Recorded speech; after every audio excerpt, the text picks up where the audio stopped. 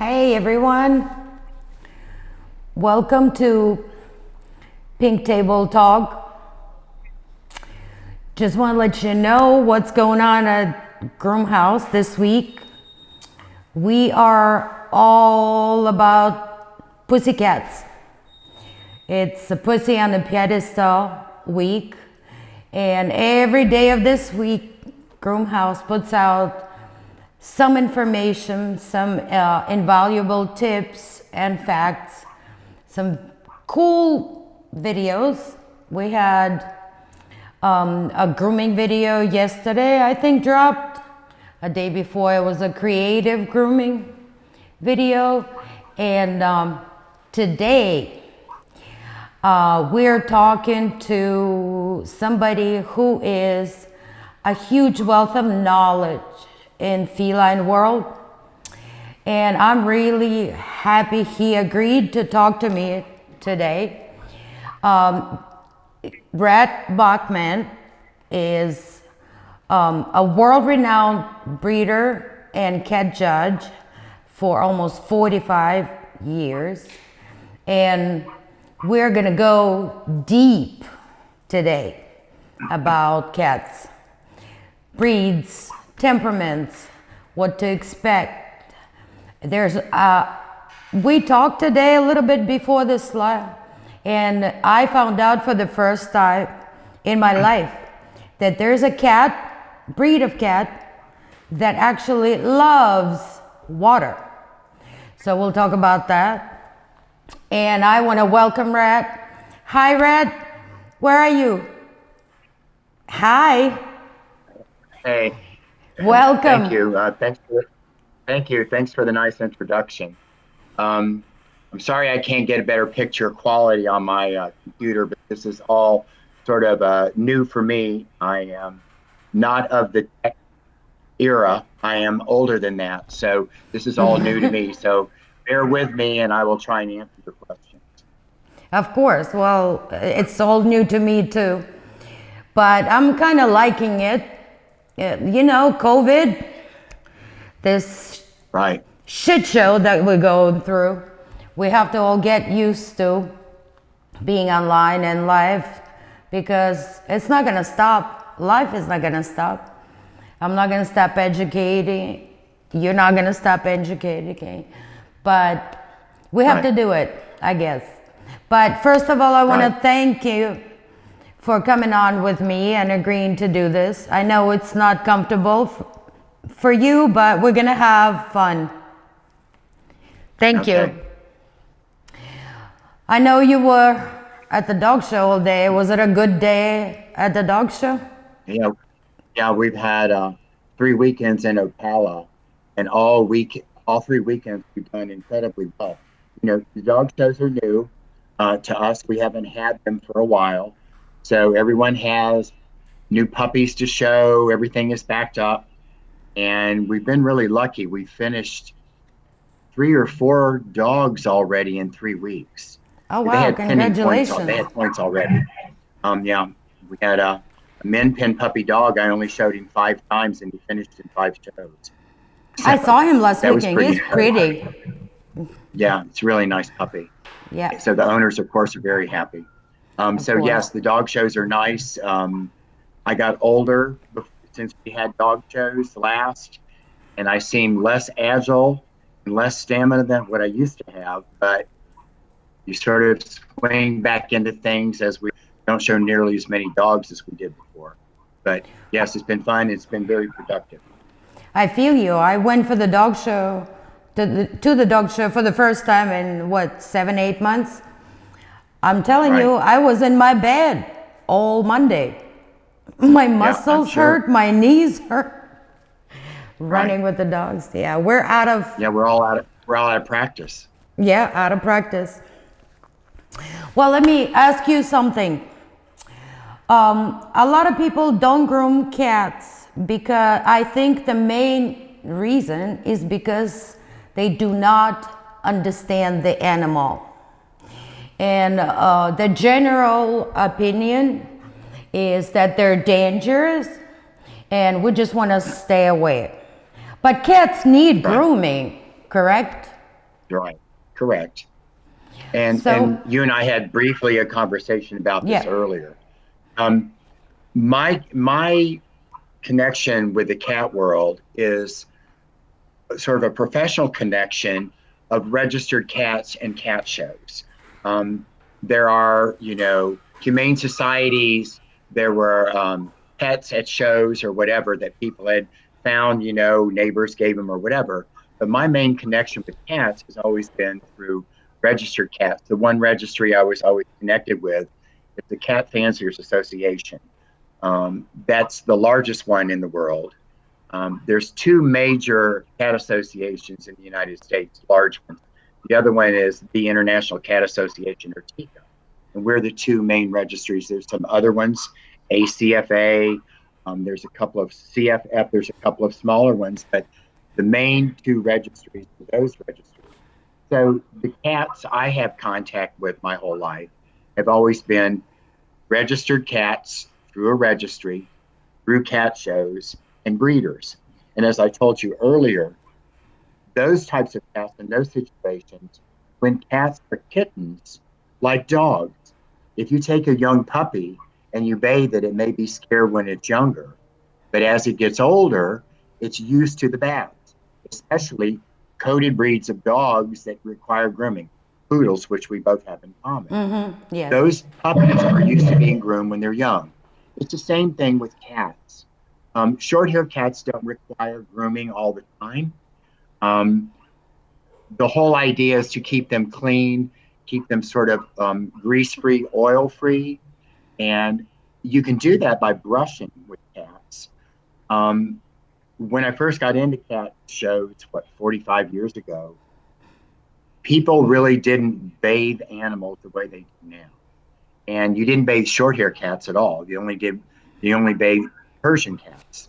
And as I told you earlier, a lot of the people that didn't bathe their Persian cats would use bay rum on them because it would cut the grease and open up the hair shaft and separate the hair and make them look a little bit better and cut the grease. Now, of course, in this day and age, with as competitive as things have become, and as professionals people are with grooming animals, Persian cats, there's a variety of things that they do and blow them dry. They bathe them every night before each show because they figure all the judges handling them and touching them is going to decrease that overall look cats have.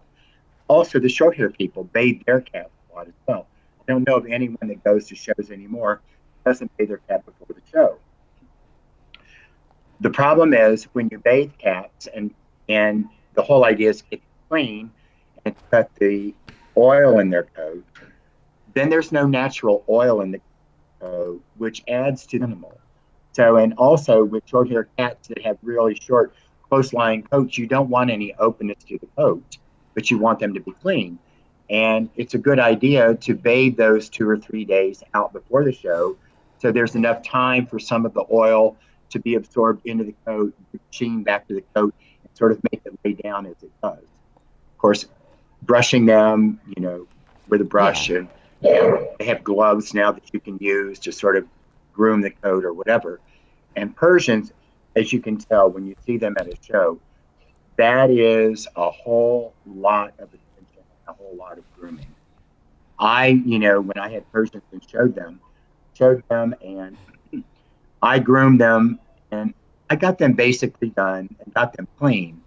But they have all sorts of fine points now, sculpting around the face, which isn't, quote, really allowed, but it takes place.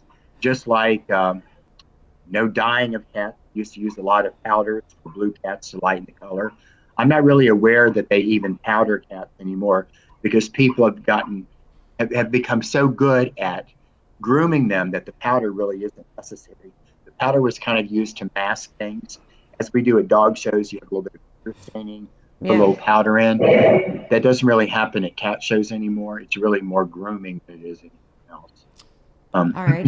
All right. Got you. Basically, that's sort of the my take on the last 45 years of what it was when I started and what it is now. And of How it course, progressed with grooming, especially. correct. Right. And I So, mean, my whole comment about the Bay rum, that was what was available then. Now, we all know there are a million products on the market now yeah. that can cover everything from certain colors of animals to all different types of reasons that you can use different shampoos or conditioners or sprays or whatever. So the world has totally changed from when I started all this. Oh, yeah, of course. So, we're talking about show cats and breeders and handling little kittens when Hmm. they're just born, maybe a couple of Right. weeks old. And Right. those cats would be the easiest when they Of course. retire to be groomed at the grooming salon. Right. So, and there's different traits of temperaments on different purebred cats, correct? Let's Correct. say somebody calls my salon and says, I have a Siamese cat to groom. What would I Mhm. expect temperament wise? Well, it depends. Siamese cats are simply a coloring of cats. It's a point colored cat, a color Right, point. And it's a simple recessive gene in cats. So you can get that pattern coloring in any cat. It can even be found in the wild.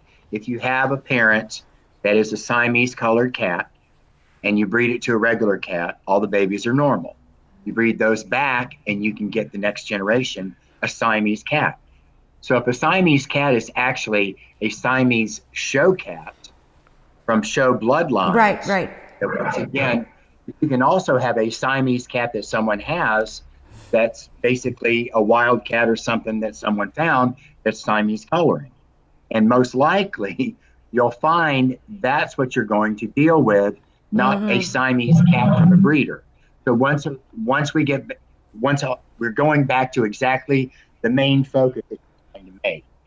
The cats that I describe are much easier to deal with than cats that you'll find in a grooming shop when someone says they have a Siamese. Right. So you don't know what the personality is going to be. With a Siamese cat, normally the ones I deal with, they're easy to handle, they're used to it or whatever. So just because someone says it's a Siamese doesn't mean it's got generations of Siamese breeding. They mean it's Siamese colored cat. So you don't really know what you have. Okay.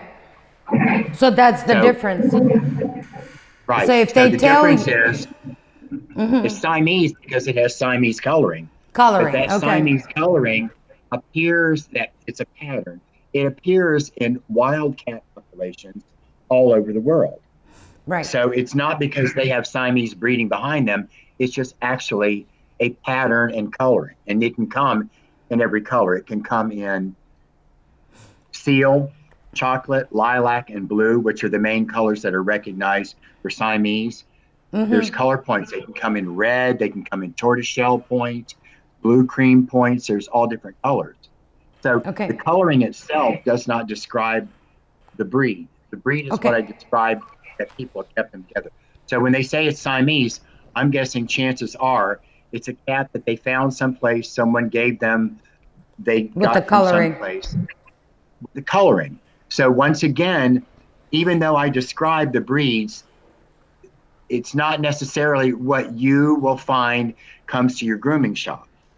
All right. Okay. When I when I judge a show, I have to know instantly what the cat's personality is by walking up to a cage, and I have to take the cat out and handle it. So I look at all the cues. What are the ears doing? What are the eyes doing? Is it up at the front of the cage? Is it the back of the cage? Is it laying its ears back? Is it kind of looking at me with a look or whatever? I have just a couple of seconds to decide that. But all these animals normally are used to being in that environment. When you guys are at the grooming shops, you don't have that advantage because this may be little Fluffy that's sleeping on someone's bed that loves them that's never been to a grooming shop before. It's never been groomed, but they've decided now they want it all cleaned up for Christmas or they want it all cleaned up or it got out in the yard and got dirty or whatever. So you guys have to be instant judges of what these Right. animals are going to be like. So And that's a good way to kind of know a little bit about the personality to come up to the crate, take the Right, cat out, and watch for right, the cues, the ears, the right. tail. Well, And even so before if, you get to the cage, if you get right. to the cage, if you go to the cage and it's hissing at you, Oh, well, or it's it's yeah. it's, it's huddled down, and it's got its ears flat, and it's like obviously not wanting to be dealt with. Those are obvious cues. Sometimes cats are not always obvious with what they're doing. Right. They, you know, you think something is okay and it turns into like a little jungle cat right before your eyes, or they're a little bit panicked. And if they're not handled properly, things can get out of hand real bad. And as you and I discussed earlier, if you have a dog at a grooming shop and it's acting recalcitrant and it's not behaving, you can put them on a noose, you can put a muzzle on them, you can do all sorts of things with them. And their toenails may scrape you a little bit. With a cat that's as agile and is so pliable, chances are if they get upset, they not only will bite you, they'll wrap around your arms and grab a hold with their claws and then bite you. And you really Right. can't get away from them. There's no way to restrain them. Now, Right. unfortunately, one thing I found with cats, if they get that way, if you grab them by the scruff of the neck and the tail, that's the only way that you can really manipulate them. And that's a last ditch effort to save everyone's sanity and life or Right. whatever. You have to be very careful with them. And that's not the normal way of handling something. But when an animal is panicked, you have to be able to calm them down and get control of them. And of course, this is not the normal conversation that you would have with someone bringing their cat into a grooming shop, but I'm speaking to people that I'm assuming are professionals at grooming, Professionals. and you need to know tips like that because these animals can do a lot of damage, not because they're necessarily mean. They're really scared and they're like, have sort of lost their minds for a while, and you have to stop all that and calm them down. And that's one way you can actually handle them that is the safest way that I've found. So, is it a good idea if it's a grooming salon with dogs in it and dryers and everything else, sounds, water, barking? Is it a good idea to have a quiet cat grooming day? Is it a good idea not to bring cats in that chaos with dogs and dryers so they don't freak out, so the chances are a little less for a cat to freak out? So ideally, yeah, ideally, what would happen is that you would have a private room, not a big, huge open area, but a private room that could be closed off because if they do get loose, you don't want a large area with other animals trying to get this animal. I mean, right. it's the same concept with dogs, except, pardon me, cats. Cats are much more agile than dogs, and So as they you can get know, away from you much easier. yes. And also, to me, when cats would get loose at a cat show, when they get to that point, they're panicked and they really have lost it.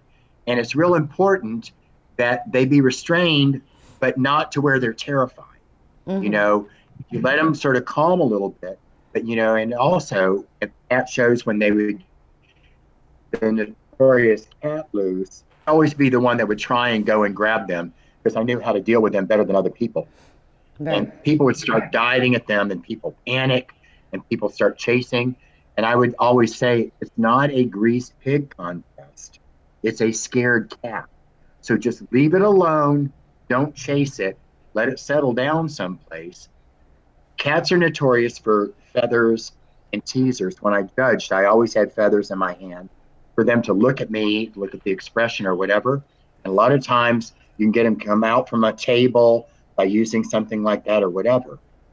But when cats are in panic mode like that, and it's the same with dogs, when a dog is really scared, you have to calm them and you have to get them under control and everyone panics, everyone's heart starts beating and the adrenaline starts pumping in the animals and the people as well.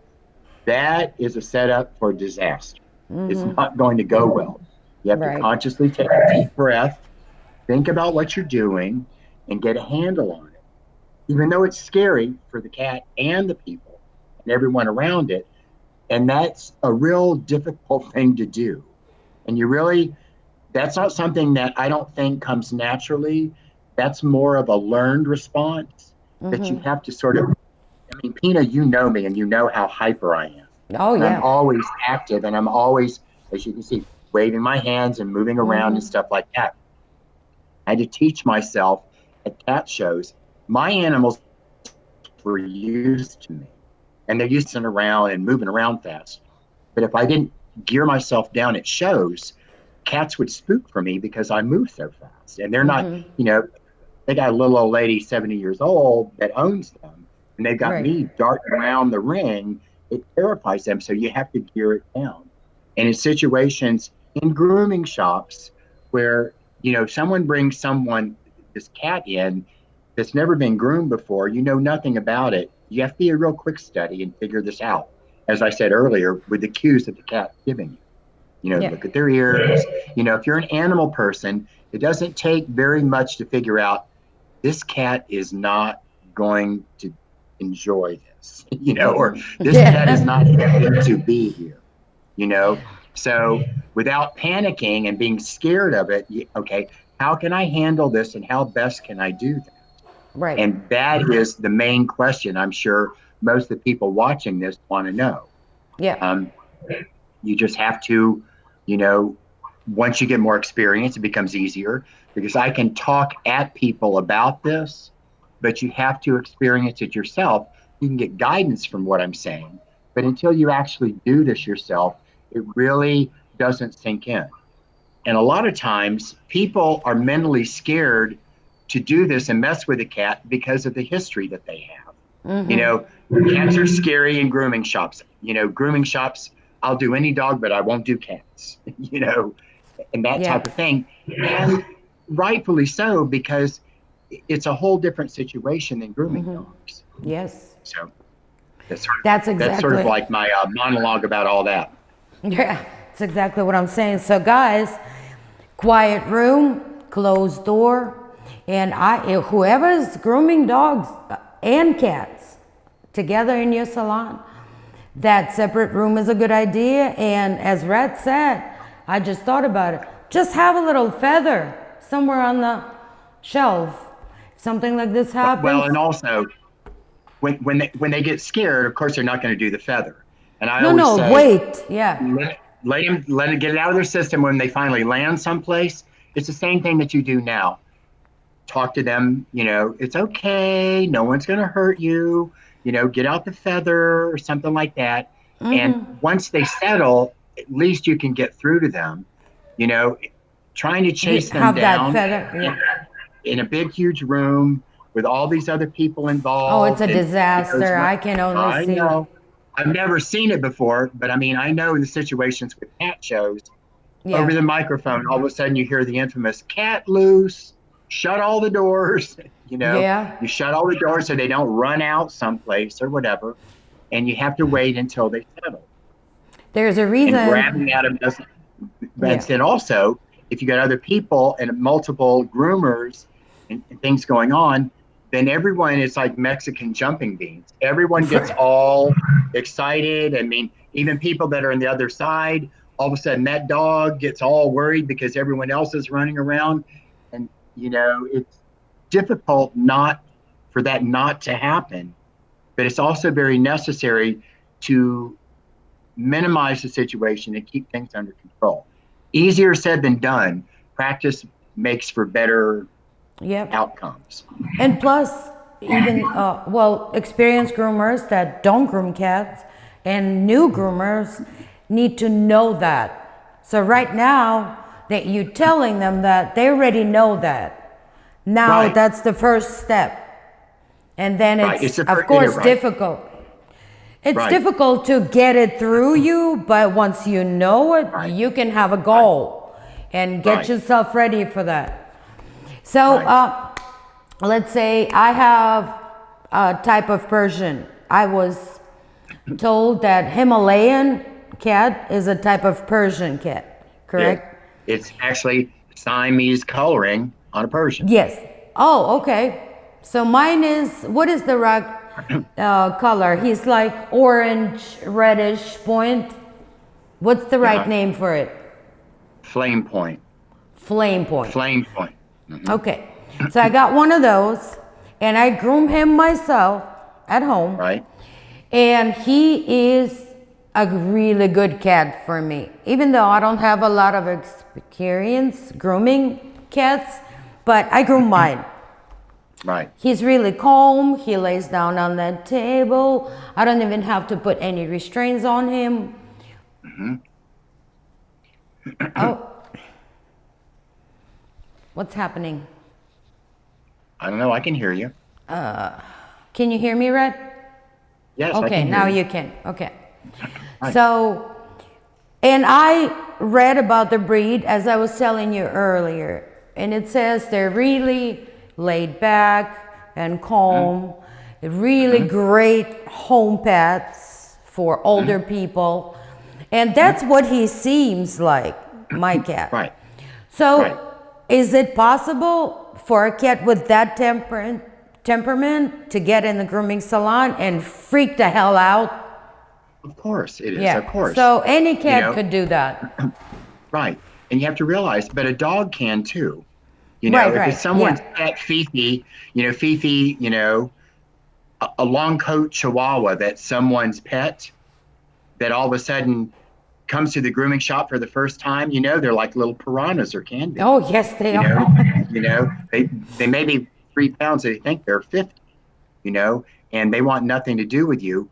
Um, the same thing with a Himalayan, the whole idea about Himalayans and Persians, because they have been bred for so long for short cobby bodies, short faces, long coats, real stocky bodies.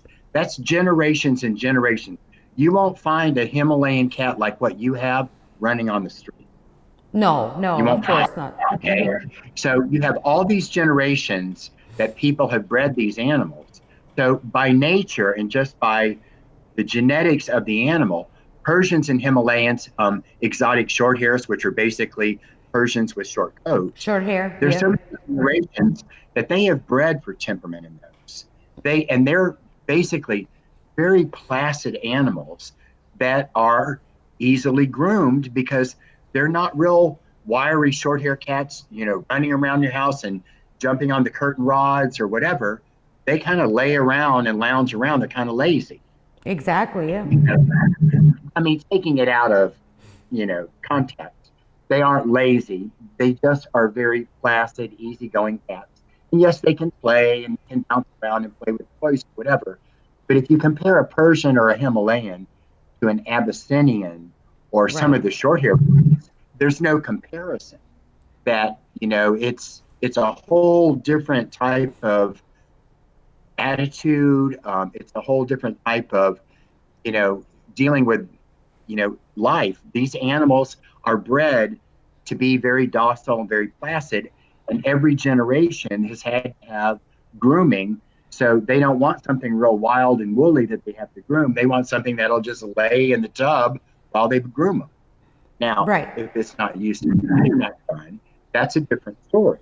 And that's what you may get in your grooming shops is someone that bought it someplace or they've had it, and all of a sudden, I'm sure a lot of times matted, and they need it dematted. So you get this cat that's never been in a grooming shop that needs to be dematted, and you know what that can be like. Right, So, right. so once again, it's all a question of how much experience they've had with groomers, and a lot of animals don't like people that they don't know. you Right, know right. they're used to mom and dad and the kids at the house, but they're not used to anything outside the house.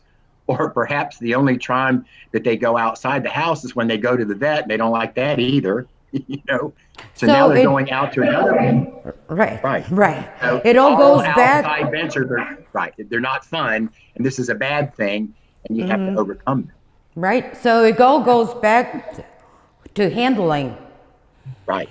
But, and you know, guys, let's check if we have any questions at, you know, with the subjects that we've already talked about. Okay. Rhett, would you say that staring out with a calm attitude towards them from the beginning is essential? If you go in scared, they feel it? Sophia, you hit the nail on the head. That is exactly the point I'm trying to make. And it is much easier said than done. My perspective of handling cats, sometimes I would have 200 of them that I would handle in a day. I had to walk up to a cage, look at the cat, reach in and grab it, take it out, put it on a table, and move it all around and handle it. But granted, this was a cat show, and most of those animals were used to some kind of handling before they got there. The problem at a grooming shop is you don't have that luxury. And as I keep saying, a lot of these cats have never seen anyone but their family. And it is difficult and it's scary to do that. But what you said in that statement is exactly what you have to try and do. And it's easier said than done. It's mind over matter for yourself as the groomer to try and do that. And you cannot be tentative with cats. If you're scared and you gingerly go in at them, guaranteed they will read it and they will react and you won't be able to get them. You can't be overly aggressive and jump at them because that'll scare them. So what you've got to try and figure out is a balance of something in between. You have to very calmly go Confidence. in, but in a very slow and steady manner, no jerking around and no shaking or whatever. You just go in and you reach for them and you grab them up. You don't clamp down on them. You don't grit your teeth like you're ready to fight with them. You have to be calm. That's difficult to do. It was easy to do at the shows because I really wasn't that scared of them and I had a lot of experience. But in grooming shops, it's a different situation. And you have to try and train yourself to be that way. As I stated earlier about myself, I'm real hyper and I move a lot and wave my arms a lot. That's just how I am.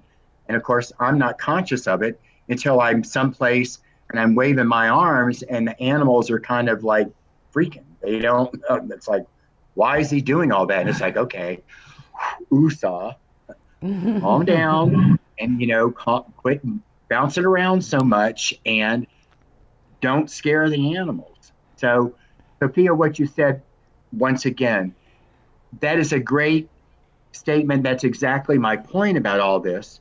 It's a very difficult thing to do. I can talk at you and to you about it, but the only one that can really do that is you. So you've already hit the first point. You know exactly what you have to do. Now you have to figure out how you can teach yourself to do that. Okay, one more question. Certainly. It's going to be on your screen. Oh, okay. Okay. Lindsay, that's a yes and no answer. Let me explain both sides of that. Siamese, that the normal person, everyday person that sees a Siamese cat, it's a white cat with point coloring on the ears, on the tail, and on the feet. That is a Siamese colored cat. Now, Siamese cats at cat shows are definitely a breed. They're registered, there's generations. They were one of the first recognized. The cat association I belong to is 113 years old now. I think that they've been registering cats in the 1800s or close to early 1900s.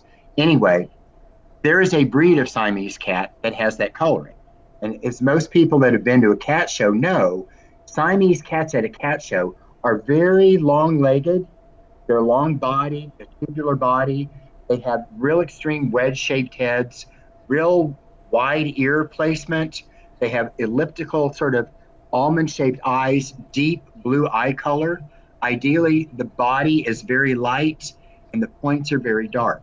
So that is a breed of cat. That's a Siamese cat. Siamese coloring is what I described earlier. As Pina was talking about her Himalayan is actually a Persian with Siamese coloring. It's a pointed cat, a color point coloring. It's got dark ears, it's got a mask on its face, it has a dark tail and dark legs. The body is lighter.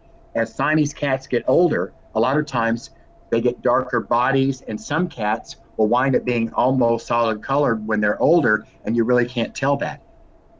Temperature has a lot to do with the coloring of the cat. If they are kept in colder temperatures, a lot of times they have a tendency to get darker. So, yes and no. It is a color of cat and a patterning cat, color point patterning.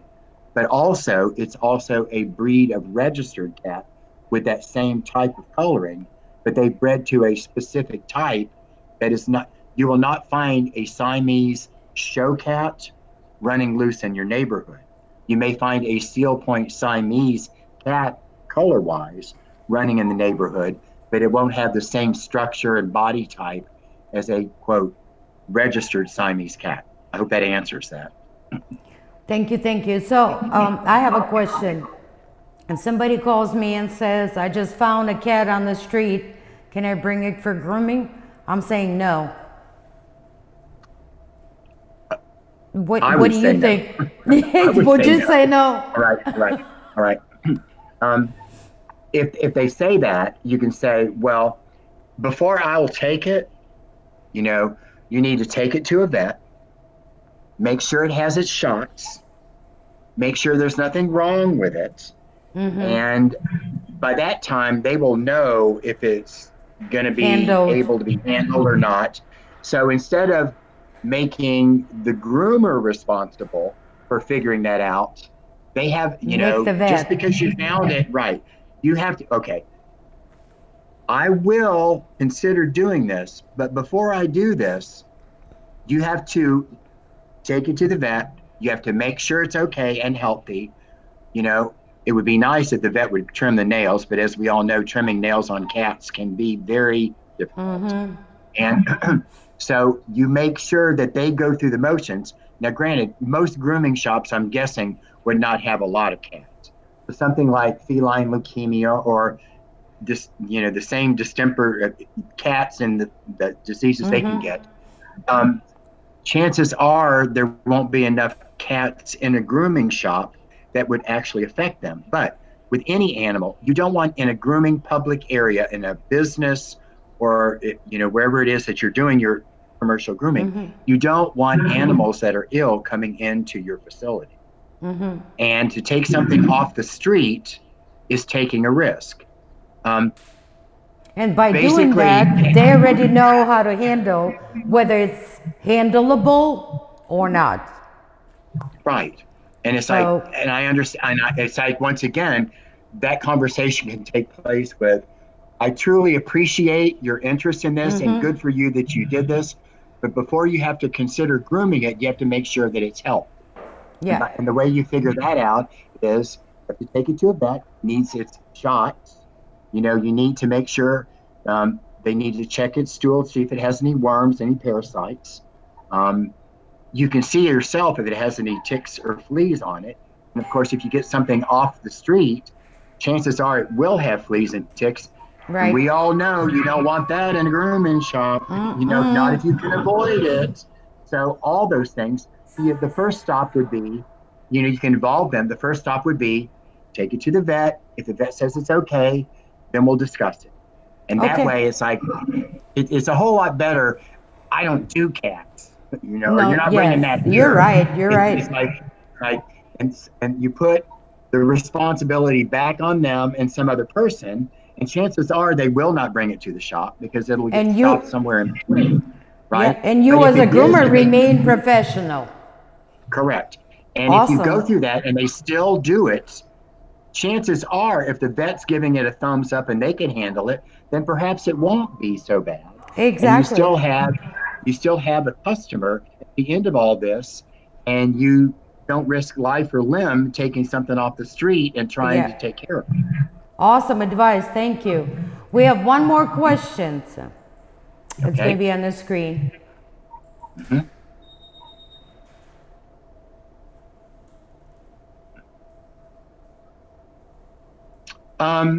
Yes, I do believe that's true. And basically, it all starts when animals are young, which, once again, from my world of show cats, that's an easy deal.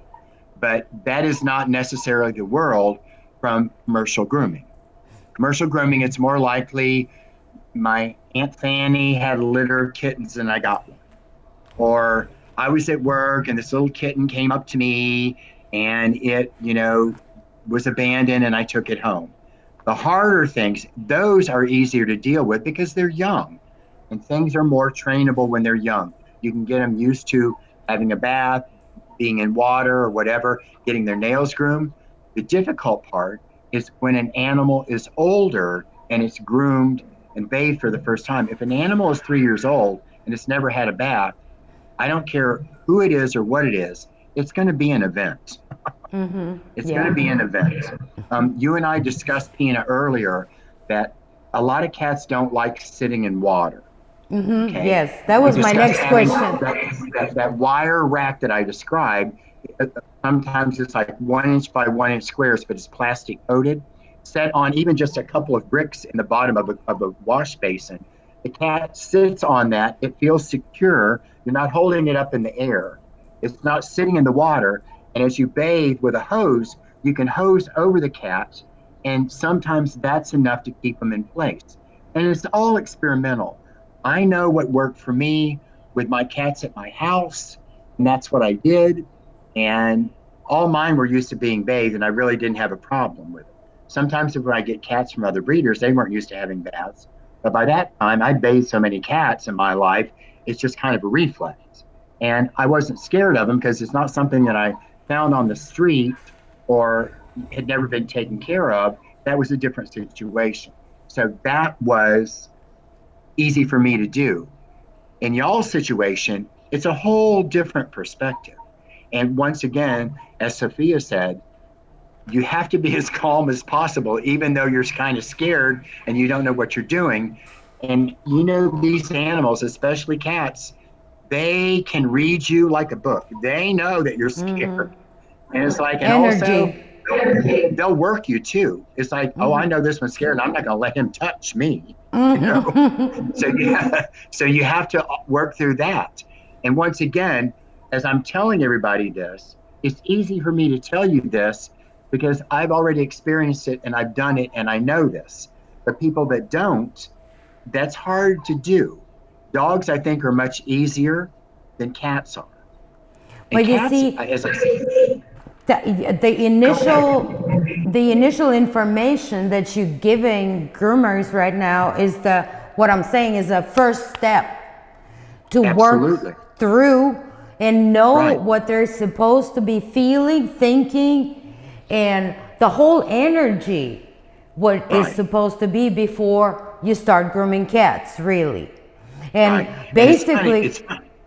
Go ahead. Go ahead. and Sorry. basically, in the bathtub, what we need to do is to keep that pussy on the pedestal so they Right. don't lay in the water. So Right. remember that, guys. The cats don't like to be in the water. Keep them up so the water flows over them, but don't get stuck in the bathtub so they Right. in the water. It's not So like with dogs where you put the plug in and you fill the bathtub up with 3 or 4 right. inches of water. No, no That for a doesn't work. cat. That doesn't normally work with cats. What works better for cats is the water flowing over them. A lot of times the noise bothers them if they're not used to it.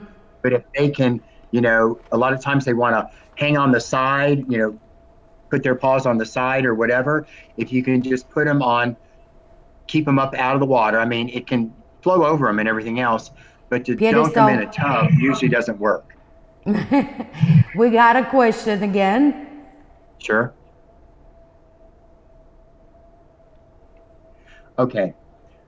Haircuts with cats. Basically, You the mean only time you're shaving? going to do right. The only time you're going to do any haircuts is actually shaving long hair cats. The short hair cats, there's really no clipping to. And once again, it depends on what kind of condition they're in when you get them. I am guessing most of the time, the long hair cats that you get in are going to be matted, which is probably why you guys are getting them. Probably, yeah. Unfortunately, that's probably what's going to happen. And I would always, okay, if you have a matted animal, dog or cat, if you have, okay, let me put it this way. If you have a matted dog that comes into you, do you cut out the mats, brush out the mats, and bathe them, or do you bathe them before you get the mats out? I usually cut the mats out and then bathe them. My point, because if Yeah, you bathe a dog that's matted, the mats are worse and you can't get them dry. right. So my philosophy with the cats is I would shave them first, First, and because yeah, bathe. cats have very fragile skin. They You have to be very careful with clippers because it's not like clipping a dog. Dog skin is a little bit um, not as friable. It's not as tender. With cats, their skin is very thin, and you can cut them really easily. So I would get the mats out first and clip the mats out, and then once you're done, bathe them. And then you may go over them again because they'll have all sorts of ridge marks or whatever. So the answer to that question is, I would try and get the mats out. If they didn't have any mats, there would be no problem with bathing them.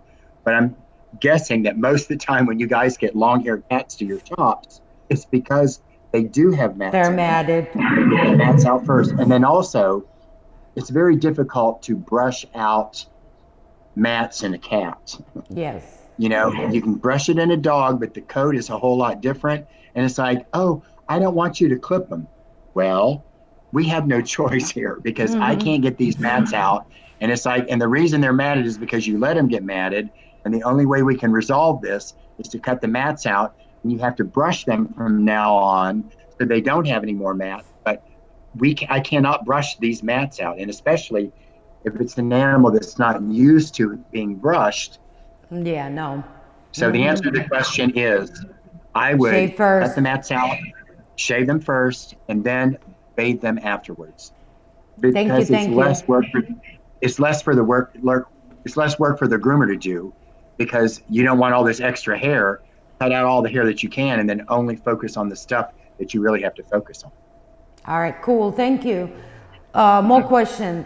One more question. Oh, good The answer to question. that, yeah, my answer to that is no. No, I would never never. trim. I would never trim cats' whiskers. Um, Cats are a little bit different than dogs, and they're more sensory and use whiskers. Cats are very agile at night and dark. They can see pretty well in darker times. If they can't, the whiskers are there for a reason. It's like it's tactile. They can feel things or whatever. And there's really no advantage to clipping whiskers. It's not. It's not. It doesn't interfere with them at all, and it's part of the natural part of the cat. It doesn't detract from them or whatever. You can trim them, but I wouldn't because the cats can actually use them. If you look cats and whiskers, sometimes they can actually move them around a little bit. The skin, they move them around. And if I was grooming a cat, I would never, a Persian cat, basically, I would clip them in what they call a lion cut and leave all the hair on their head, which includes the whiskers, whatever, and just shave the body, and the tops of their legs or whatever. So, and I would never clip the whiskers. It's not that you can't, but I don't really see any reason that you need to. Okay, cool. Because there's a notion out there that if you cut cats' whiskers, you can really harm them. That's not true. They could I just, don't I don't yeah, think it harms them, but they actually do use their whiskers, right, right. for certain things. It's like a tactile type of sensory thing for them. And So no, I, no I real harm, but they could really use them. right. And also, if you see the little pads that connect to the whiskers, I think what happens perhaps sometimes is when people cut them, they may shave the little pad, and that may cause the harm to them. Okay. Okay, Okay, gotcha. because where the whiskers come out, there's a little like fleshy area there, and it's not just like all of a sudden this big whisker comes out. There's a little pad that goes with it, and perhaps they're getting hurt because people are actually hitting the pad. It's like a little round pillow there, right? A Okay. little pad. Yeah. So that could hurt them. Right. So we have a few minutes left. And like we were talking before, I was absolutely amazed at what you told me about that breed of cat that loves water. What kind Right. of cat is that? It's called a Bengal cat. And in Yes. my association, they've been around, Bengal cats have been around for about 40 years. And the other association that I told you about, Tika, has recognized them as a registered breed for a very long time. And my association, Cat Fanciers Association, didn't recognize them because the original charter that was written in the early 1900s allowed no wild cat blood in a show hall. So any hybrids were never allowed. Right. And the Bengal cat is a hybrid between an Asian leopard cat that's Uh-huh. found all over Asia, Southeast Asia. It's a little leopard looking animal. It's probably 10 pounds, 12 pounds, not very big. And they are crossed with domestic cats. And that is the premise of the breed. And the first generation crosses, the F1 crosses, look very much like the parents, like the Asian leopard cat. They have very unusual coats. The Asian leopard cats have what I call is a pelt, and it's a very dense, close-lying coat, like pelts that you find on, not as dense as a beaver, but it's the same description. It's a very dense, close-lying. It's almost like a clipped coat, and they're water repellent. And Asian leopard cats in the wild are found around along streams, along water. They can actually get like, you know, prey out of water or whatever. And they have a natural affinity to water because that's all their natural environment.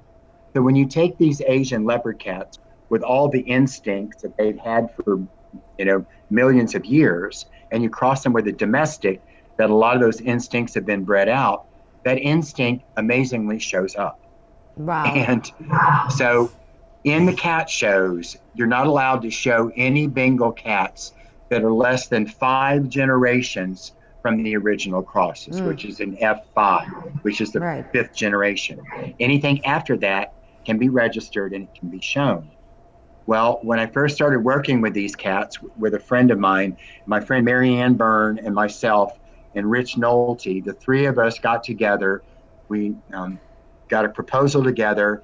And after 110 years, the Cat Association, about 5 years ago, recognized Bengal cats. And now they've advanced to championship and they're recognized just like all the other breeds. There's a myriad of colors that they have. But when I first got him to my house, my friend Marianne says, whatever you do, be careful with the water bowls that you have for them. I go, why? And she goes, they love water. Okay. Once again, it's like I've been presenting to everyone and talking to people about these things. She told me that, and I didn't listen to her. Right. So I took the normal clay litter pan that I've always used for 40 some years, put clay litter in it. She says, you can't use clay litter with them. I go, why? She goes, they don't like it. You have to use special pellets that they use for horse bedding. She goes, that works the best. I go, why? Because they really don't have clay and litter like that. But these are domestic cats, not Asian leopard cats, but it's instinct. And the instinct comes through. So the first morning after I had these cats, I went in the cattery and they had dumped the litter pans, flipped the litter pans, dumped the water, and made this mud goo in all their cages because they were playing in the water. So after that, I got the pelleted stuff, and they would like splash in the water. And granted, cats don't like baths, so they had to get used to getting a bath. But normally, naturally, these animals like water. It's not like they want a bath. They don't want they don't want the stimulus of a bath. But they don't really mind the water. And once they get used to it, they were fine.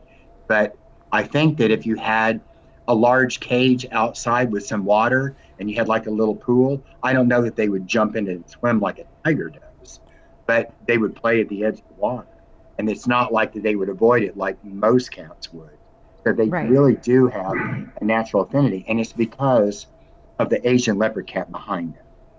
And even though they're now probably 10, 12 to 15 generations after all these years, that characteristic comes through because, when you're talking about the overall breeding and history and pedigree of animals, the domestic animals we have in the show cats, we only have 100 years of pedigrees of that. Right. These cats go back so directly to these exotic cats, wild cat from Asia, Yeah. and all those natural characteristics that it has that it was had used to survive, those come through even when you breed domestic cats. Those That's so characteristics come strong. through. Excuse me. Sorry. No, no, it's okay. So, Thank you so for that. anyway, I actually personally love the way they look. oh yeah. Love the way they look. Well, they were originally spotted cats, and they look like a couple of the other spotted breeds. But as I've sent you pictures, what they've done on pattern and color on these cats is miraculous. They look like little tiny leopards. Leopards, And yes. actually, now, if you're familiar, one of the most beautiful patterns on the wild cats is a clouded leopard. And the clouded leopards are also from that part of the world. Yeah. And they have such large pattern that they have big, huge, giant swirls with just a little bit of, base coloring around it. They've been able to breed Bengals now that they have almost clouded leopard patterns. And they are magnificent. They are, I it's love just it. it's otherworldly. They really look different. Now, the one thing I They're can tell you, beautiful. they are different than a regular domestic cat. They have a Yes, they different look different. they have a different call to them. Their meow is different. You've never heard domestic cats that sound like this. And to me, they actually have sort of a different. It's not an odor. They're just different. They have sort of different toileting habits than a regular cat has. They still use litter pans or whatever, but even their stools are a little bit different. They aren't like the domestic cats. And as you know, I volunteered for a couple of years at the At the Jacksonville Zoo, so zoo. I'm real familiar with all the exotic cats that they have there. And the Bengals really remind me more of what you see there than actually the domestic cats that I had for all those years. They're Yeah, the well, ones, and they've worked very they've worked very to make sure that only the good temperaments and only the steady ones are shown. They breed only from those because there was such a backlash of the non-believers saying, "Oh, they're going to tear our cats up and they're going to eat the judges and all this other stuff."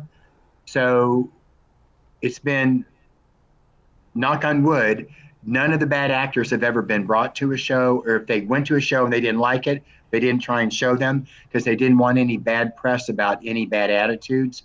And the breeders have all worked diligently to make sure that only the best temperaments were bred together to produce these show cats. that's awesome. Well, real quick, remember we were talking about naked cats, Sphinx? Oh, Sphinx cats, yes.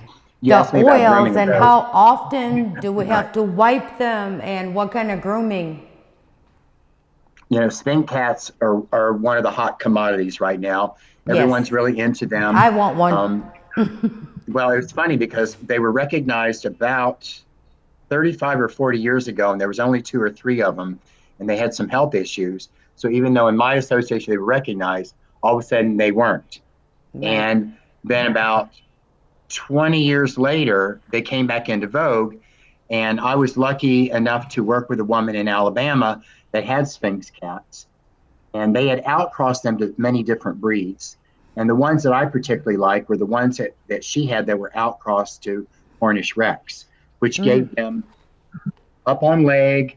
They had sort of arched backs. They had very extreme heads, very high erect ears, but they were very elegant.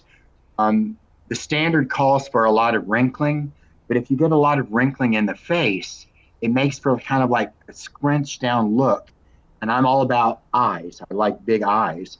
And Cornish Rex cats have big eyes. They also have used Devon Rex, which are shorter, more compact. Their ear placement is sort of out on the side of their head, gives them sort of an elf and pixie look. Both are very attractive. So those are sort of the different looks that you have in Sphinx. The problem with Sphinx is people go, oh, they're hyperallergenic, which is true to a point because you don't have cat hair carrying dander or whatever. But all cats, including Sphinx, have a natural amount of oil in their skin. That's typical of basically all mammals. And when you take the hair away, the oil is right there. It's not dissipated through the hair.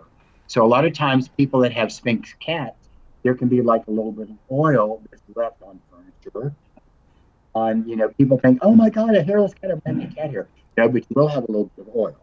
Now, as for grooming with those, they're pretty easy to groom because there's no hair to groom.